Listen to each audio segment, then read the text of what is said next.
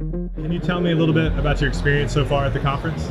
Wonderful. Second year here, and it's better than the first, and the first was great. Excellent conference as always. It was everything I needed.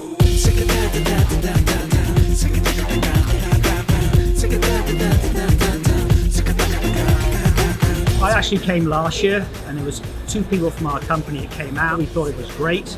So this year we came back with 25 people. It's the feeling you get when everything is going your way. Smelling good, looking fresh, don't even need to whistle for ladies to love my way. So far, it's been phenomenal. I've loved it. It's been great so far. There's a lot of new, innovative ideas that have been announced. Every minute I can do this all day. Everything is smooth flowing, singing, I got it. It's been a blast and very educational. It's really interesting to see technology that is so industry specific take the ideas that we've given and voiced over the past year and a half, and then see it actually come to life.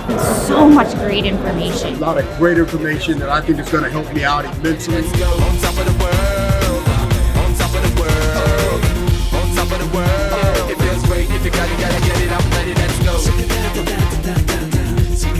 It's definitely my favorite picked conference every year. I just love the content. I feel like I take so many notes, just have great vision going back to my team.